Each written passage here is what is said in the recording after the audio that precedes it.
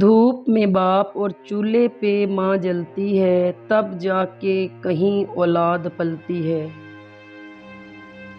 جیسے جیسے عمر گزرتی ہے احساس ہونے لگتا ہے کہ ماں باپ ہر چیز کے بارے میں صحیح کہتے تھے۔ ہر روز اپنے ماں باپ کو دیکھ لینا کائنات کی بہترین آسائشات میں سے ایک ہے۔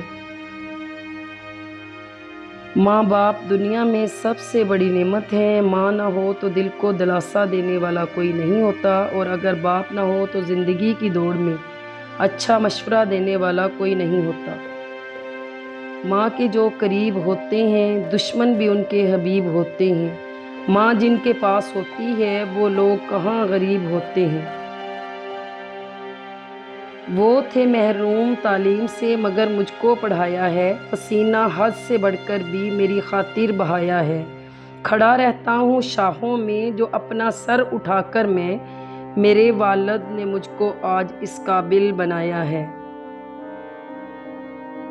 اگر ہو گود ماں کی تو فرشتے کچھ نہیں لکھتے، جو ممتا روٹھ جائے تو کنارے پھر نہیں دکھتے۔ یتیمی ساتھ لاتی ہے زمانے بھر کے دکھ آبی، سنا ہے باپ زندہ ہو تو کانٹے بھی نہیں چبھتے۔ جس دن تم ہمیں ضعیف دیکھو تب صبر کرنا اور ہمیں سمجھنے کی کوشش کرنا۔ جب ہم کوئی بات بھول جائیں تو ہم پر غصہ نہ کرنا اور اپنا بچپن یاد کرنا۔ جب ہم ضعیف ہو کر چل نہ پائیں تو ہمارا سہارا بننا اور پہلا قدم یاد رکھنا۔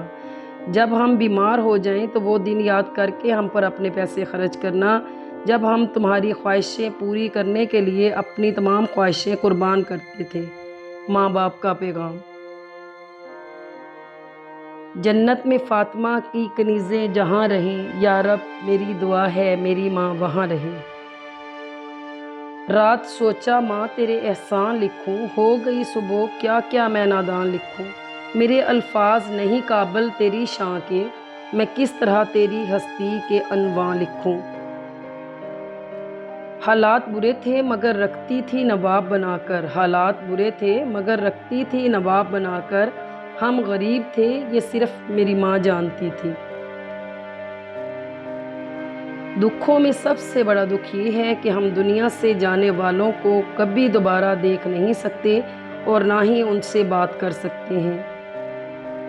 روک لیتا ہے بلاؤں کو وہ اپنے اوپر، روک لیتا ہے بلاؤں کو وہ اپنے اوپر۔ ماں کا آنچل مجھے جبرائیل کا پر لگتا ہے۔